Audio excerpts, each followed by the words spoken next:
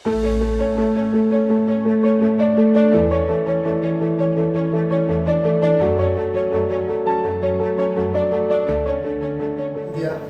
तरह से घर से उसको बाहर हो जाना पड़ा, जाके उसने कुछ आर्ट सीखा।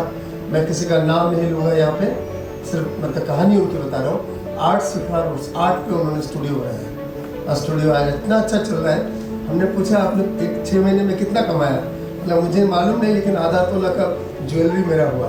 तो हमने बोला ज्वेलरी के साथ साथ थोड़ा पैसा भी रखिए, सेविंग कीजिए, उसको आगे लगाएंगे। So there have been variety of people. I was meeting a few professors of this college yesterday, this university, and I was telling that, tell to your students, it will not be a natural thing, a normal thing, that you will meet entrepreneurs from grassroots. एक lady गांव से आई, बेर और bamboo से टोकरी और different type चीज बनाती है। Now, sir, question is that how, as a women entrepreneur, what all challenges I had to do.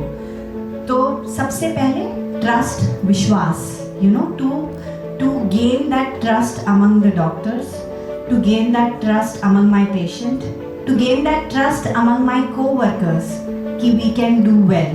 क्योंकि मैं जब जर्नी स्टार्ट की तब मेरी बिटिया 3 महीने की थी।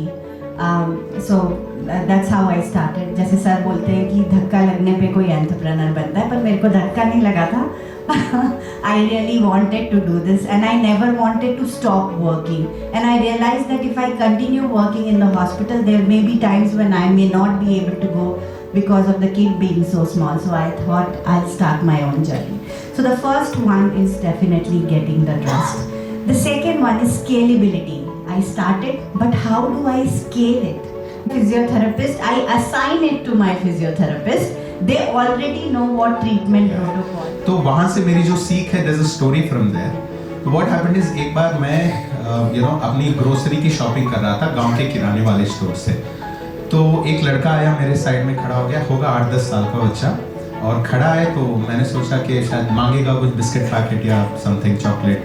तो पूछा मैंने कि क्या चाहिए बेटा? तो बोलने लगे भैया मेरे को एक दूध का पैकेट चाहिए।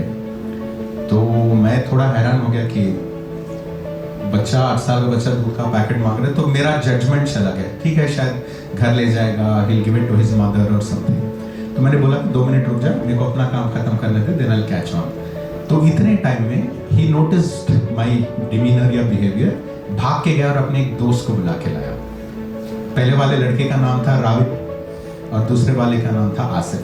तो आसिफ को साथ लेके आया और आसिफ को पूछने लगे भैया आप इसको दूध का पैकेट दिला रहे हो, मेरे को ना आप वो टोस्ट का पैकेट दिला रहे हो। तो मैंने पूछा क्यों? तो बोलेगा कि रवि बोलने लगे कि भैया मैं दूध के पैकेट से चाय बना के बेचूंगा और चाय अकेले कौन पीता है, तो ये टोस्ट बेचेगा।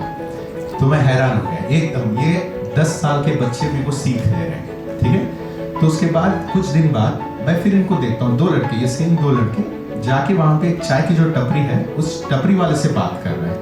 तो उनके जाने के बाद I go and I talk to the chai wala. मैंने पूछा उससे कि ये लड़के क्या बात कर रहे थे आपसे?